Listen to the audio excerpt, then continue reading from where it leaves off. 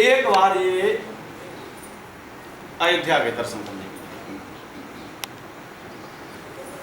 अच्छा, ऐसी प्रवृत्ति है आदमी की कि जब कहीं धार्मिक क्षेत्र में जाता है तो मन में धर्म कम और पिकनिक की भावना ज्यादा रहती है।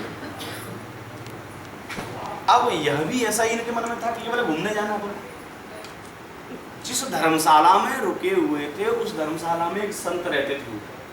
ये बिल्कुल सत्य घटना, इसमें कुछ भी असत्य नहीं है, बिल्कुल सत्य घटना। मलुकदास जी महाराज संत ऊपर रहते थे तो संतों का तो वही काम है कि राधे श्याम सीताराम।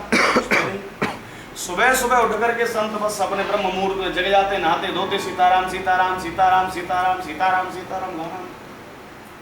इनकी नींद खराब होती, 2-4 दिन रुकना था, इनको वास करना था। एक दिन बड़े फटकार के बोले कि प्रातः काल उठ संत कहते सीताराम, और इनकी सीताराम ने कर दी नींद हराम। क्या सुबह सुबह सीताराम करते रहते, बड़ा डांटा। क्या करते तुम्हारे सीता? संत बोले भैया तुम्हारा मेरा सबका भरण पोषण करने वाले भगवान ही तो हैं। संसार की प्रत्येक क्रिया को प्रतिक्रिया को चलाने वाले परमात्मा ही तो हैं, उन्हीं की कृपा से सब चल रहा है। सेठ जी बोले यदि आदमी मेहनत न करे तो भगवान उसके मुंह में अन्न नहीं देगा खाने के लिए। ये ग्रास भी जब यहाँ से इधर तक जाता है तो हमको कर्म करना पड़ता है। कर्मवादी थे ना, कुछ कर्मवादी होते हैं, कुछ भक्तिवादी होते हैं। बोले कर्म करे बिना तो थाली का ग्रास भी मुख में नहीं जाएगा। तो क्या बात करते, किसी को भगवान किसी को नहीं देता। ये सब किससे मिलता हमें? अपने कर्मों से। संत बोले कि कर्म अलग तरफ है, भाग्य अलग तरफ है। यदि भगवान को तुमको खिलाना होगा तो मार मार के भी खिला देंगे तुम। यदि भगवान को तुम्हें खिलाना है, व्यवस्थाएं करनी, तो तुम नहीं चाहोगे तब भी तुमको व्यवस्था मिलेगी। अब तो व्यापारी अभिमानी थोड़ा अपने अभिमान में आए और बोले कि फिर मेरी तुम्हारी आज से शर्त लगी। क्या? बोले आज पूरे दिन में व्रत रहूंगा, भोजन नहीं करूंगा, और यदि तुम्हारे भगवान ने मुझे भोजन करा दिया है, मैं व्रत रहने का संकल्प लेता हूँ, पूरे दिन खाऊंगा नहीं, और तुम्हारा भगवान अगर मुझे आज भोजन करा दिए तो मैं मान जाऊंगा हाँ भगवान तुम्हारा। संत को तो विश्वास ठाकुर जी का, बस संतों ने भी स्पष्ट कह दिया कि ठीक है, अगर हमारे भगवान तुम्हें भोजन नहीं करा सके तो तुम जैसा कहोगे वैसा करें। अब ये व्यापारी ने सोचा कि मैं कहीं जंगल में जाऊं, घनघोर जंगल में गए, ऐसी जगह पे गए जहां मनुष्य की परछाई भी नहीं नजर आए। उस घनघोर जंगल में भी एक बहुत विशाल बरगद का, बरगद जानते हैं, बरगद के वृक्ष पर ऊपर चढ़ गए। उस वृक्ष के पत्तों की झाड़ियों में, डालियों में ऐसे छुप गए कि किसी को दिखे ही नहीं। सोचने थे कि 24 घंटे की तो बात ही है, एक दिन भूखे रहेंगे कुछ नहीं होगा, लेकिन ऐसे छुप के रहना, कोई जबरदस्ती भी ना खिला जाए, ऐसे छुप के रहना।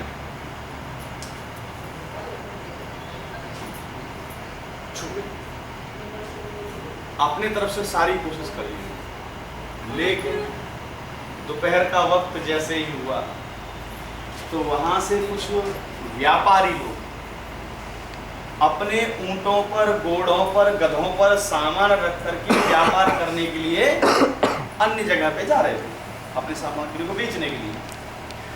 वो विशाल बरगद का वृक्ष, बढ़िया सुंदर छांव देखी तो व्यापारियों ने कहा, एक व्यक्ति ने कि देखो अच्छी जगह है, सुंदर जगह है, साफ है, अच्छी छांव भी है, इस शीतल छांव में हवा में बैठ कर के यहाँ भोजन बनाया जाए और पाया जाए। फिर अपन आगे बढ़े, दोपहर का वक्त भी हो गया, भोजन का समय हो गया, प्रसादी का। अब उन्होंने अपना सामान निकाला और राशन निकाला और बनाना शुरू कर दिया। अभी ऊपर से देख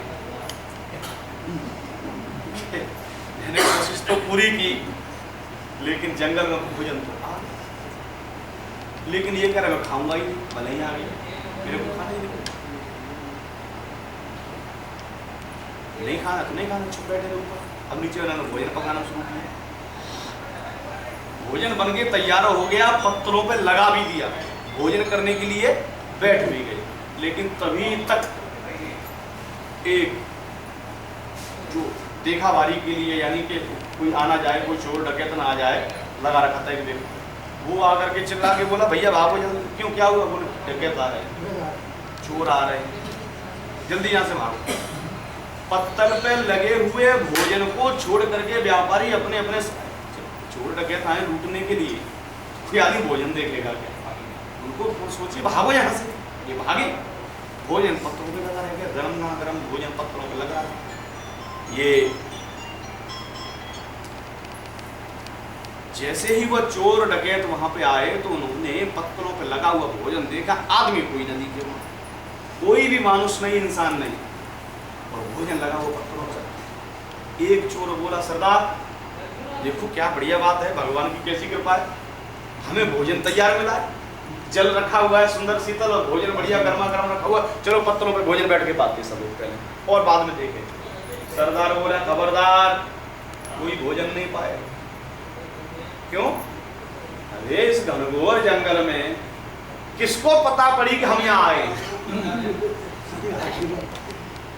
किसी को पता नहीं थी, और फिर भी हमारे लिए भोजन तैयार।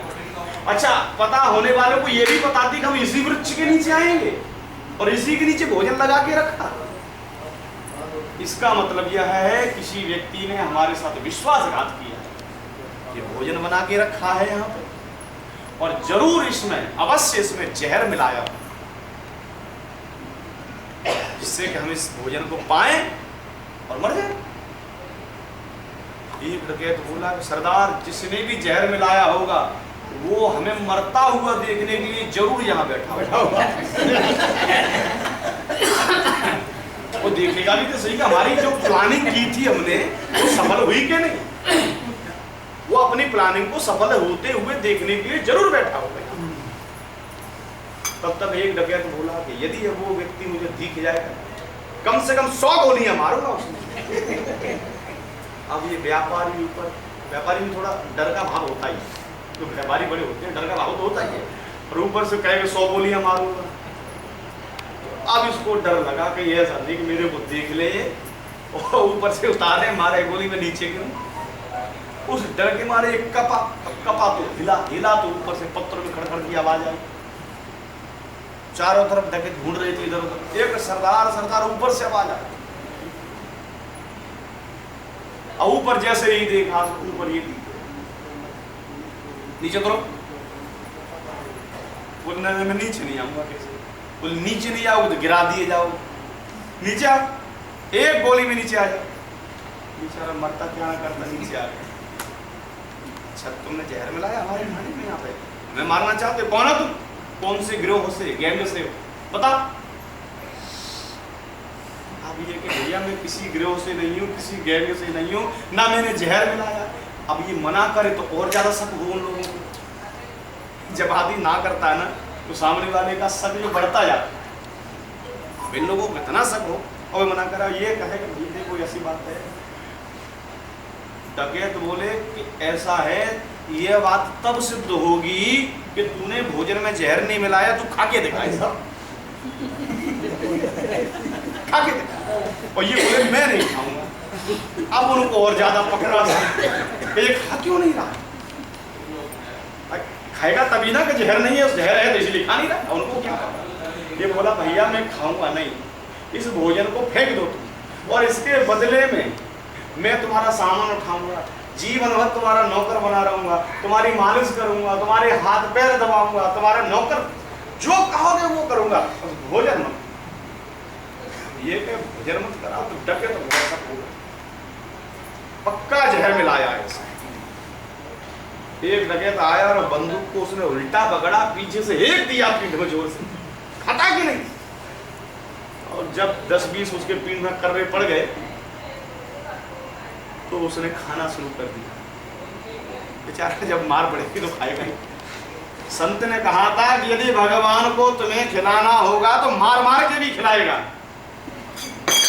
संत की बात भगवान टालते नहीं, इसीलिए भगवंत से पहले संत की महिमा गाई।